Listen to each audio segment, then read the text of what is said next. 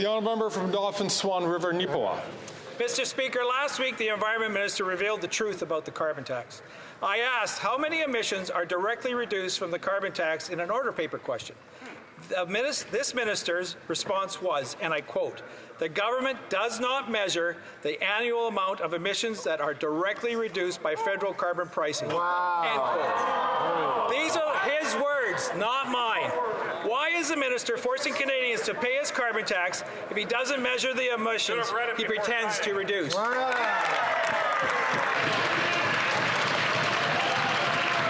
The Honourable Minister for the Environment and Climate Change. Fortunately, Mr. Speaker, what the member is saying is simply not true. Just before Christmas, we put out a study by Environment and Climate Change Canada that shows that carbon pricing will be responsible for between 20 and 30% of our greenhouse gas emissions between 2019 and 2030, Mr. Speaker. On the issue of carbon pricing and climate change, we have no lessons to take from the Conservative Party, whose official position is still today, as Alberta is suffering from droughts, as we're seeing unforeseen storms in eastern Canada, atmospheric rivers in BC, their position is still that climate change simply does not exist.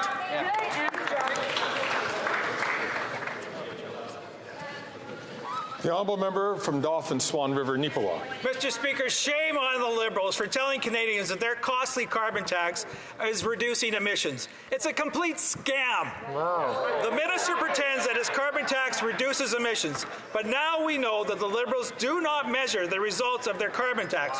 No measurement, no results. No wonder emissions went up after 8 years of his NDP Liberal government.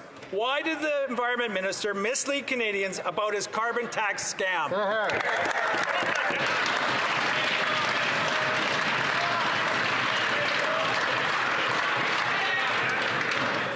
Mr. Speaker. The Honourable Minister for the Environment and Climate Change. Mr. Speaker, the falsehoods that we hear from the Conservative Party on the issue of climate change and carbon pricing is unseen before in the history of this country.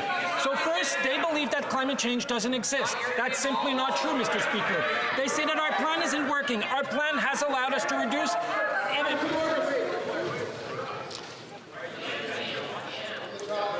The honourable member, colleagues, I'm having difficulty hearing the minister respond to the question. I'm going to ask him to start from the top.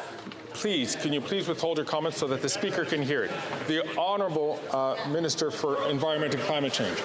Thank you very much, Mr. Speaker. You want to know the truth? Climate change is real. That's the truth. You want to know the truth? Climate change is impacting Canadians all over the country, including farmers from coast to coast, Mr. Speaker. You want to know the truth about climate change? It's costing Canadians billions of dollars. That's the truth about climate change. Our plan is working. We are reducing emissions. We're helping Canadians with affordability. That's the truth, Mr. Speaker. Let's speak the truth.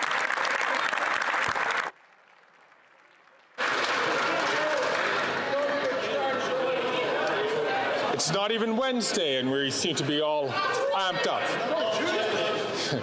That's the truth of it. The honourable member says, wait until summer. Truer words have never been spoken. The honourable member from Dauphin River, Swan River, Neepawa. Mr. Speaker, if the Liberals do not measure the results of their carbon tax, there are no results. The Liberals have no shame in punishing Canadians without anything to show for it. Here's something we can measure, though. After 8 years of this Liberal government, gas is up, groceries are up, home heating is up because of their failed carbon tax. Now that the Environment Minister has exposed his own carbon tax scam, will he finally axe the tax?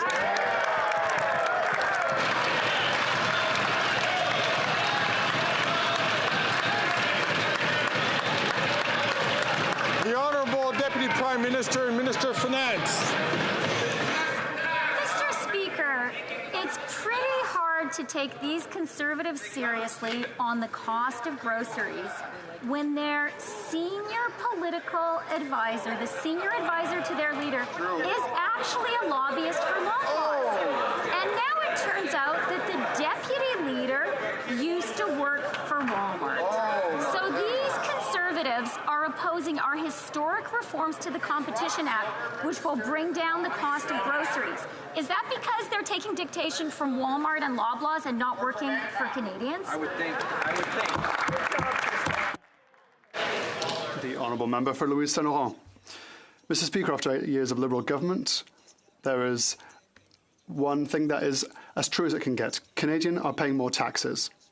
The Liberal carbon tax is the cornerstone in the Liberal approach against climate change. But is it truly effective? That's why my colleague from Manitoba sent in a question in writing, and the minister stated the government does not measure the annual amount of emissions directly reduced by federal carbon pricing. Why tax when you can't even measure effectiveness, Mr. Speaker? The Honourable Minister for the Environment and Climate Change. Mr. Speaker, I said it in English, and I'm overjoyed to say it in French as well. Carbon pricing. For that, we have put forward numbers. And from now to 2030, there will be a 20 to 30% reduction in greenhouse gases. We've already reduced greenhouse gas emissions by 30 million tonnes. There's still a lot of work to do because for 10 years the Conservatives did absolutely nothing in fighting pollution and climate change. Thanks to our programmes, thanks to our actions and the actions of Canadians, we finally are starting to see results. The last thing we need is the Conservatives coming back and destroying everything. The Honourable Member for Louise Saint Laurent. Mr. Speaker, I'd like to hear who I have before me. Is it a Minister for Climate Change who says, yes, yes, yes, it's on its way? Or the Minister of the Environment that said we cannot evaluate the effectiveness? Who's before us? Is it the Minister for the Environment who, when he came to power, said that was in a situation where Canada was 58th in greenhouse gas emissions, but now we are 62nd when it comes to efficiency with climate change? Why do the Liberals continue to tax without being able to evaluate what these taxes are up to?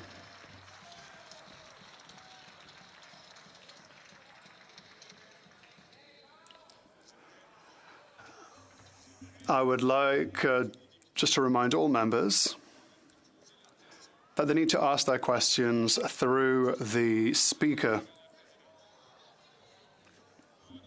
The Honourable Minister for the Environment and Climate Change.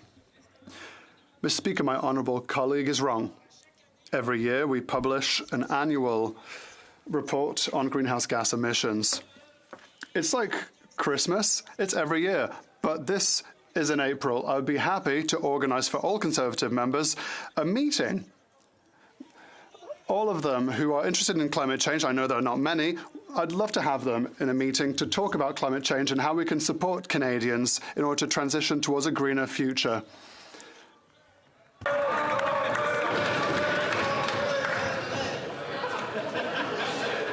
De l'ordre, s'il vous plaît. J'invite tous les députés.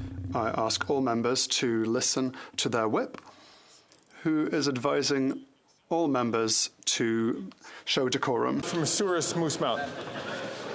Brandon Souris, Mr. Speaker. After 8 long years of this Liberal Prime Minister, many Westmen meet as the price of gas, groceries and heat continue to rise because I would like to apologise to the member from Brandon Souris, and I'll invite the member to please start again from the top. Well, Mr. Speaker, after 8 long years of this Liberal Prime Minister, many Westman families are struggling to make ends meet as the price of gas, groceries and heat continue to rise because of this Prime Minister's carbon tax. In Brandon, the Samaritan House Food Bank gave out nearly 36,000 hampers last year, a dramatic increase of 12,000, 50% above their normal annual average. For Canadian families facing hardship, this Prime Minister is just not worth the cost. Will the Liberals give people a break and stop their April 1st carbon tax hike? The Honourable Deputy Prime Minister and Minister of Finance. Mr. Speaker, this fall we put forward a comprehensive economic plan that included generational changes to Canada's competition law that will bring down grocery prices. The Conservative leader described that plan as, quote, a disgusting scheme. His actions make a lot more sense now that we've learned that he is advised by a Loblaws lobbyist and that his deputy leader used to work for Walmart. The Conservative leader talks a lot about powerful paychecks.